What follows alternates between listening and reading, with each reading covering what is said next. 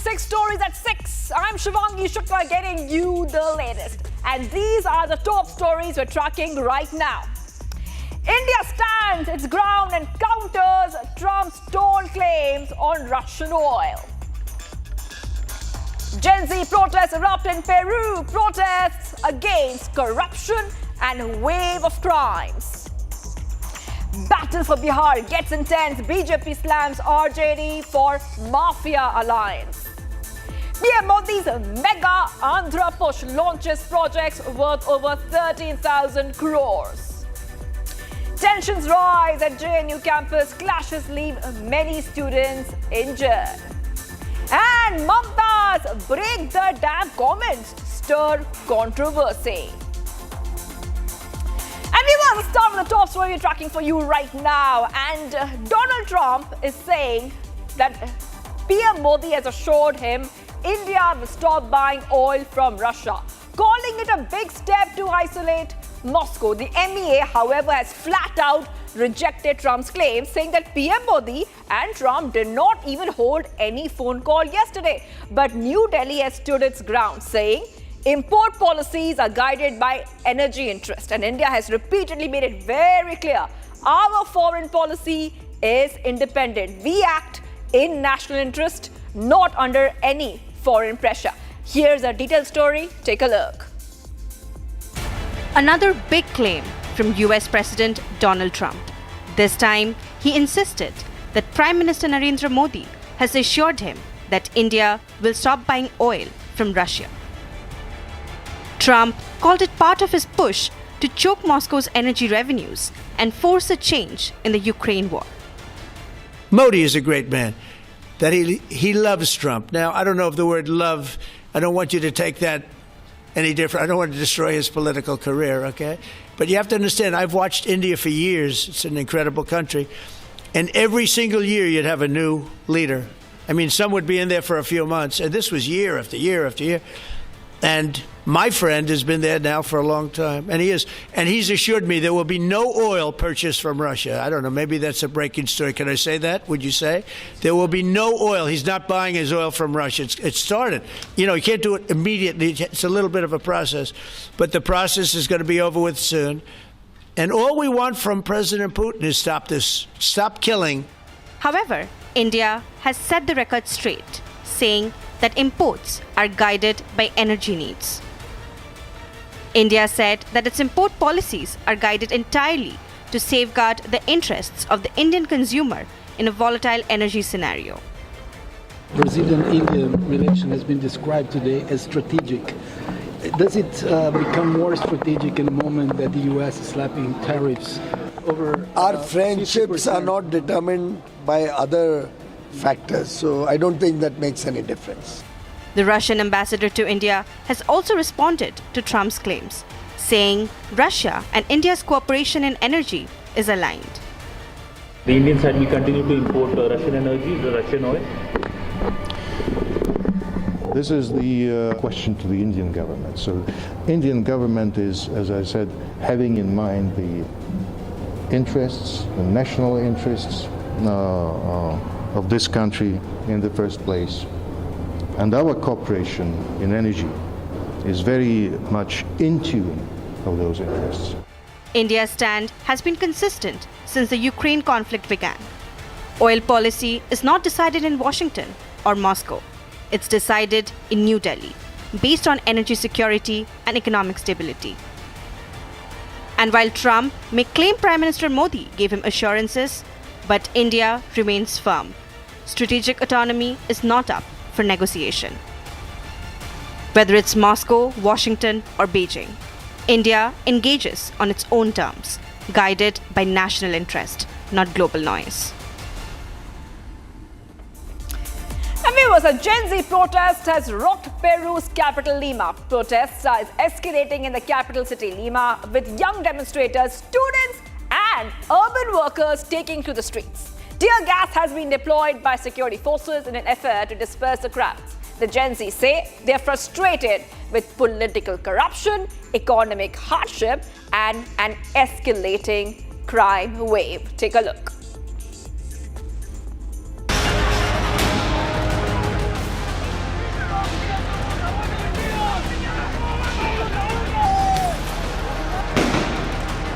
Peru's capital Lima is witnessing huge anger blowout once again by Gen Z students and urban workers.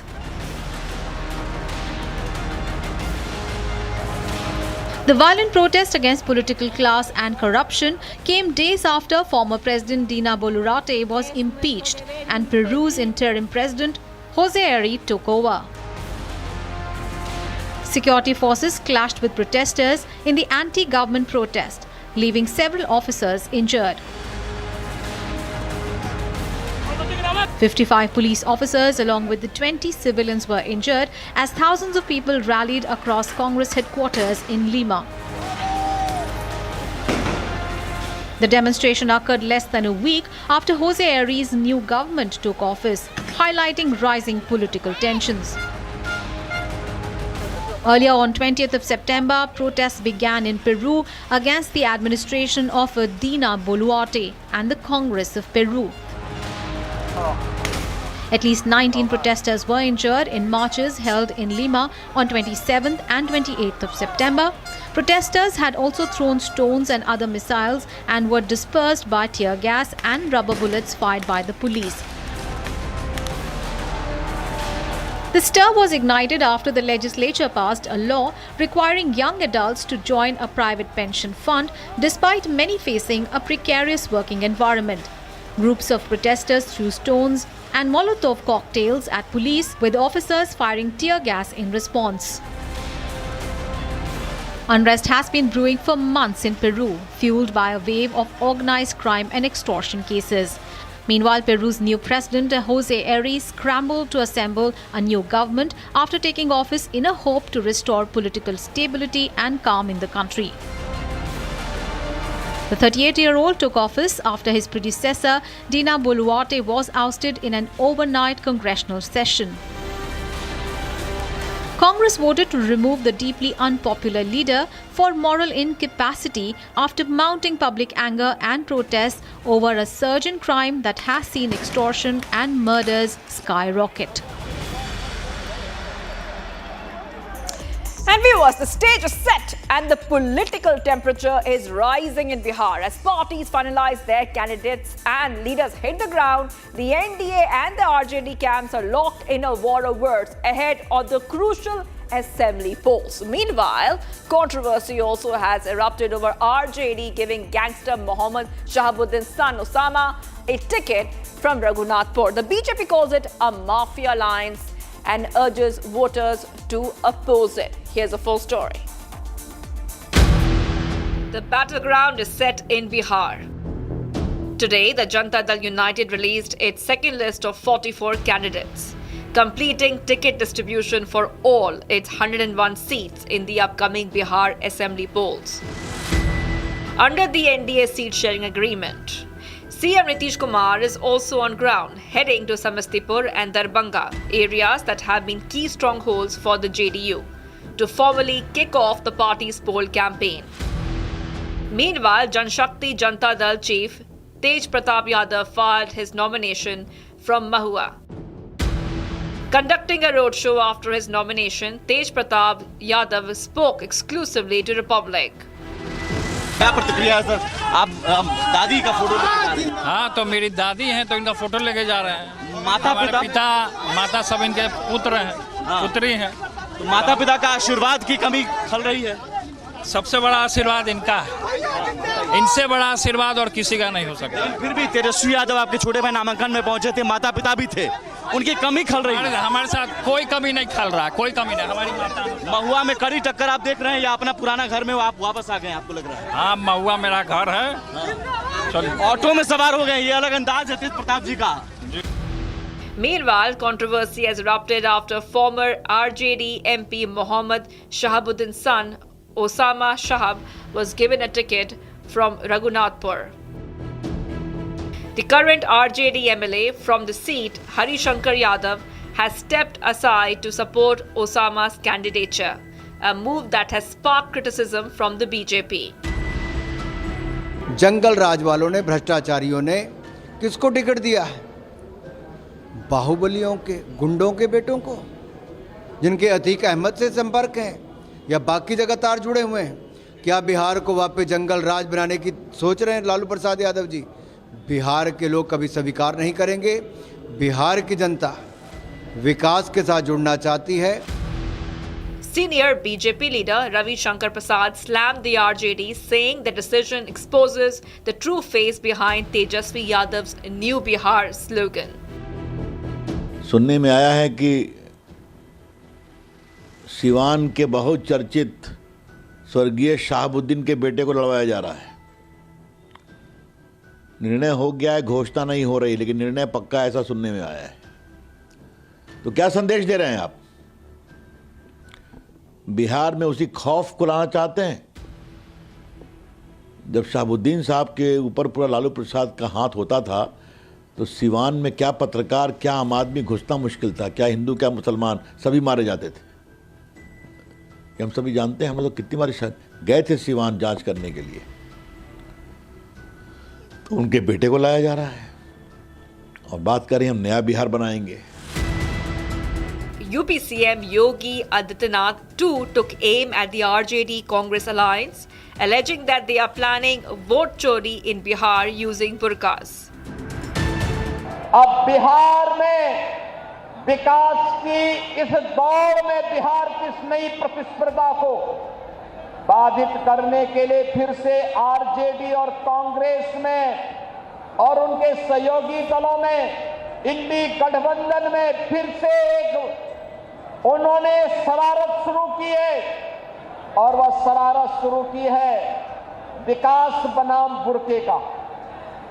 जब भी बिहार विकास के बारे में चर्चा कर रहा है तब यहां पर बुर्के को लेकर के कांग्रेस ने, आरजेडी ने नई बहस को आगे बढ़ाने का कुत्सित प्रयास किया है। आप मुझे बताइए, क्या इनको फर्जी पोलिंग करने का अधिकार दिया जाना चाहिए? क्या यहां पर विदेशी घुसपैठियों को आकर के बिहार के गरीबों का Getting some breaking updates coming in right now, viewers. And a third shooting at Kapil Sharma's cafe in Canada. We're coming to know that firing again at comedian Kapil Sharma's cafe. Lawrence Bishnoi gang is again taking responsibility for that firing. Third shooting being reported at Kapil Sharma's cafe in Canada. Remember, already two times we have seen a similar incident. Third shooting being reported. Just taking you back to what happened in August. In August was the second firing which was reported within a month. And after that, a third shooting in the latest has been reported at Kapil Cafe. The third time in Canada. This is what we see right now, viewers. We are getting these updates coming in on Republic TV. And once again, it looks like the Lawrence Bishnoi gang is taking responsibility for the firing which has happened at that cafe. Earlier, we have seen that 25 shots were fired at Kapil Sharma's Canada cafe, and a second firing was reported in August. Now, a third shooting has been reported in Canada. So we'll try to get our viewers more updates coming in the story, but already we saw last time that Lawrence Bishnoi had claimed responsibility for the attack, and once again, Lawrence Bishnoi is claiming responsibility for the attack. Viewers, let's move ahead right now. PM Modi landed in Andhra Pradesh's Kurnool to roll out mega projects worth over 13,000 crore. After seeking blessings at the temple, he inaugurated and laid the foundation stones across power, industry, transport and defense sectors. This comes as a major development push for Andhra Pradesh. Take a look.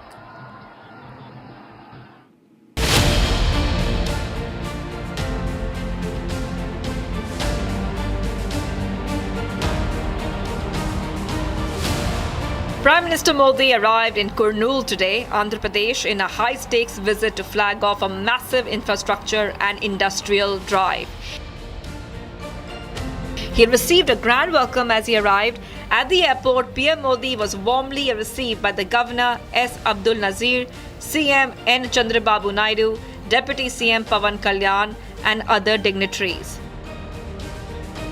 The PM visited the Mallikarjuna temple at Sri Salam offering prayers.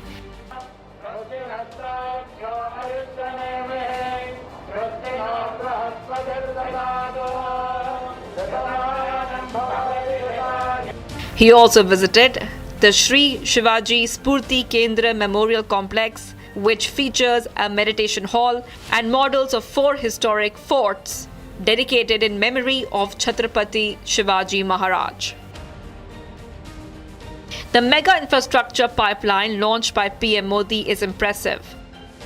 New power line at Kurnool to carry more green energy, new industrial parks to bring jobs and investment, new 6-lane highway and better roads across Andhra Pradesh, more railway lines and flyovers to ease travel, and new defense factory and gas pipeline projects were launched. Addressing a rally, PM Modi said that Andhra Pradesh is the center of science and innovation. कल जब मैं Google के CEO से बात कर रहा था, उन्होंने मुझे कहा कि अमेरिका के बाहर दुनिया के कई देशों में हमारा निवेश है, लेकिन सबसे ज्यादा निवेश अब हम आंध्र में करने जा रहे हैं। इस नए एआई हब में powerful AI infrastructure, data centre capacity, large scale energy sources और एक्सपांडेड फाइबर ऑप्टिक नेटवर्क शामिल है। साथियों, गूगल के इस एआई हब इन्वेस्टमेंट में एक नया इंटरनेशनल सबसी गेटवे बनाया जाएगा। इसमें कई इंटरनेशनल सबसी केबल्स शामिल होंगे जो भारत के ईस्टर्न कोस्ट पर विशाखापट्टनम तक पहुंचेगी। PM Modi's Kurnool visit marks a bold development push for Andhra's interior belt. These projects are poised to pivot Andhra Pradesh into a new growth corridor. And we have in Darjeeling, West Bengal CM Mamata Banerjee has fired another salvo, this time at the centre in India's dam infrastructure. She accuses the central agencies of neglecting dredging for decades, viewers, and that then said that if it's not done, just break the dams. The comments have triggered shock and questions about whether she even understands how dams work. Here's the full story.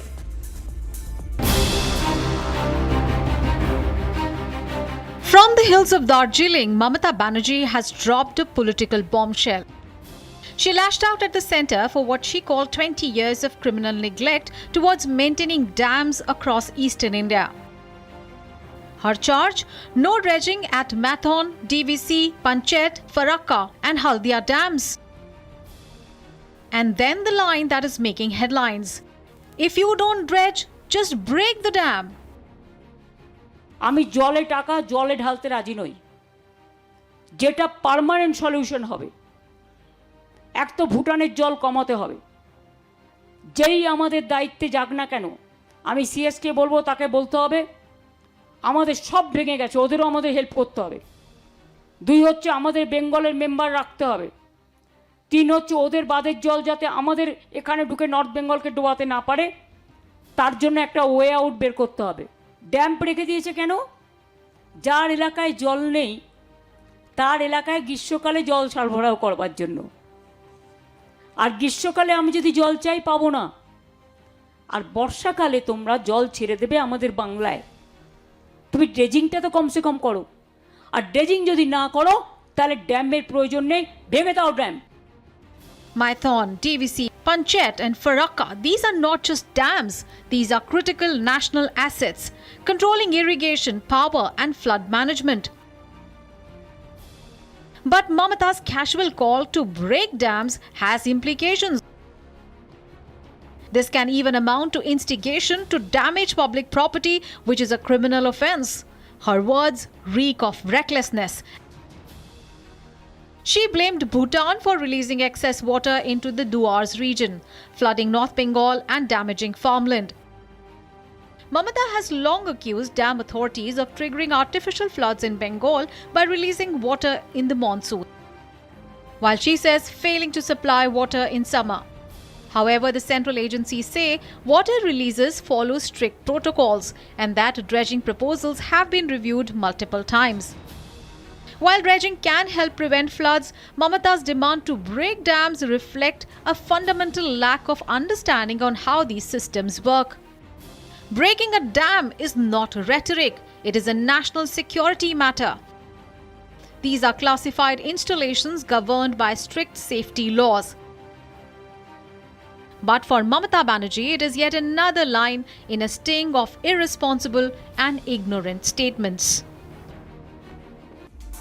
And viewers, that's all we have on 6 Stories at 6. But do not go anywhere. We will be back. We will go live and breaking. Keep watching India's #1 news channel, Republic TV.